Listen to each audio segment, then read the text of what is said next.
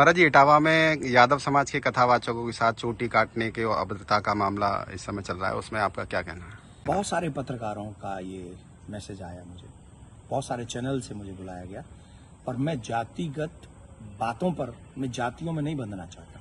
मैं सनातन कार्य के लिए कार्य कर रहा हूं, मैं सभी सनातनियों को जोड़ना चाहता हूं। रही बात चोटी काटने की, गलत है। किसी के भी साथ दुर्व्यवहार नहीं करना चाहिए। कोई भी किसी भी प्रकार का दुर्व्यवहार करता है वो ठीक नहीं।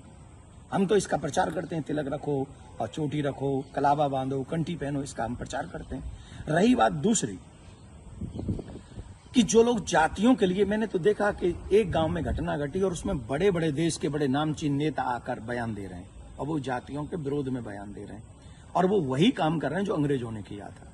मैं ये जानना चाहूंगा, अभी आप लोगों ने भी सुना होगा, मथुरा में एक कांड हुआ था, एक टेम्पो वाला पकड़ा गया था और उसने 23 लड़कियों के साथ दुर्व्यवहार किया था। उनकी वीडियो, उनकी पिक्चर्स और उनके सब हैं और वो हर जाति के थे। वो बच्चियां जो थी वो हर जाति की थी। तब कहां चले गए ये सारे मर्द?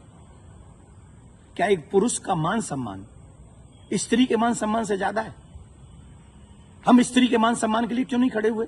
इसका मतलब ये नहीं मैं कह रहा हूं कि पुरुष का अपमान हो जाए तो हो जाए, अपमान किसी का नहीं होना चाहिए।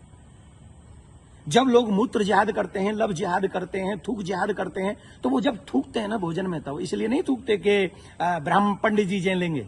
उसमें सब आते हैं, पंडित जी भी आते हैं, यादव जी भी आते हैं, सिंह साहब भी आते हैं, अग्रवाल जी भी आते हैं, चौधरी साहब भी आते हैं, लिमका भी आते हैं, ढिमका भी आते हैं, सब आते हैं। वो सबके लिए थूकते हैं, वो सबके लिए मूतते हैं, वो सबकी बहन बेटियों पर नजर रखते हैं। तब क्यों नहीं बोलते हम और आप सभी? बताइए, मैं जानना चाहता हूं। ये जितने भी लोग आज विवाद कर रहे हैं, ईमानदारी से बताइए, भगवान श्री राम किस लिए आए थे? वो तो क्षत्रिय थे। भगवान श्री कृष्ण किस लिए आए? वो तो यदुवंशी थे ना। किस लिए आए थे? बताइए मुझे, जरा जवाब दीजिए, जो अपनी अपनी जातियों के जो नेता बने बैठे हैं। मैं जानना चाहता हूं आपसे, जितने भी अवतार तुम्हारे सनातन में जिन पुराणों के अनुसार हुए, जिन पुराणों के अनुसार तुम अपने आप को हिंदू लिखते हो, किसके लिए अवतार हुए थे? वो धर्म की स्थापना के लिए हुए थे और धर्म की स्थापना करना ही हम सबका दायित्व है कि हम इस देश में धर्म की स्थापना करें, ना कि धर्म का खंडन करें। हम सबको चाहिए कि एक साथ रहकर अपने धर्म का सम्मान करें, अपने धर्म को बढ़ाएं, अपने देश को बचाएं। ये हम लोगों की ड्यूटी होनी चाहिए। और जितने भी यदुवंशी सुन रहे हैं ना, my dear, listen to me. निश्चित तौर पे मेरा जन्म जो है ब्राह्मण कुल में हुआ है, लेकिन आपको एक और बात बता दूं, यदुवंशी मेरे हैं सब। पूछिए कैसे? भगवान श्री कृष्ण का नामकरण जिन ऋषि ने किया था, गर्गः पुरोहितो राजन यदु नाम सुमहातप, मैं गर्गाचार्य जी का वंशज हूं। क्या मैं आपका बुरा चाहूंगा? क्या मैं जाटवों का बुरा चाहूंगा? मैं चौधरियों का बुरा चाहूंगा? मैं बनियाओं का बुरा चाहूंगा? किसी का बुरा नहीं चाहता। मैं आप सबका भला चाहता हूं और इस देश का भला चाहता हूं। अगर आपको ईमानदारी से अपने इष्ट में निष्ठा है, राम में, कृष्ण में, परशुराम में, हनुमान में, देवी में, देवता में, तो आप शास्त्रों के बताए हुए मार्ग पर चलिए और धर्म का पालन कीजिए और उन विधर्मियों से लड़ने के लिए तैयार हो जाइए जो हमारे देश में जाति का जहर घोलकर, कई बड़े बड़े नेता हैं, जाति के नाम पे कूद पड़े। बस चुनाव की सभाओं में बोल रहे हैं, चुनाव के एक कथा, अरे तुम्हारे इस नाम पे वोट लोगे? लेकिन महाराज जी, सवाल ये आ रहा है कि ब्राह्मणों के अलावा और कोई समाज का व्यक्ति कथा कर सकता है कि नहीं कर सकता? क्यों नहीं कर सकता भाई? कथा प्रवचन कहीं भी करे। हम अपने बच्चों को कहानियां सुनाते, कथा सुनाते हैं, क्या बुराई है? हर एक जाति के व्यक्ति, मम्मी पापा, दादी दादा, नानी नाना तो अपनी ही जाति के होंगे ना। कहानी सुनाए, कथा सुनाए, कोई बुराई नहीं है। लेकिन व्यासपीठ पर बैठ के सप्ताह करना, देखिए उसकी विधा, हम शास्त्रों की बात करेंगे। यहां मैं अपनी बात नहीं करूंगा। मैं ब्राह्मण कुल में मेरा जन्म हुआ है, लेकिन कितने ऐसे कार्य हैं जो मैं खुद नहीं करता।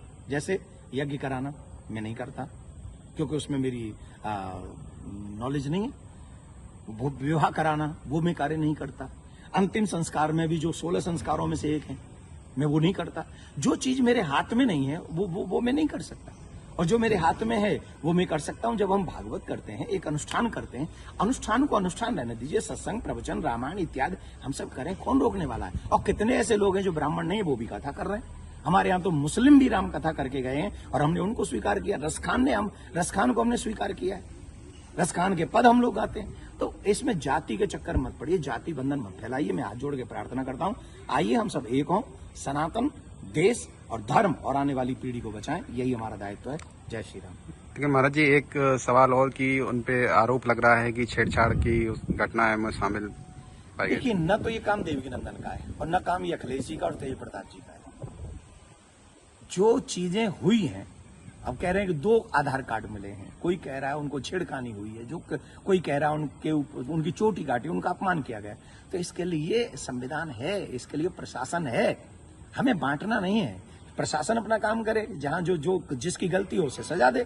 पंडित जी की गलती है तो पंडित जी को सजा दे, यादव जी की गलती है तो यादव जी को सजा दे। लेकिन जो बड़े बड़े लोग हैं, जो बड़े बड़े पदों पर बैठे हैं, उन लोगों को जातिवाद फैलाकर समाज को लड़ाना नहीं चाहिए। ये अच्छी बात नहीं है। धन्यवाद।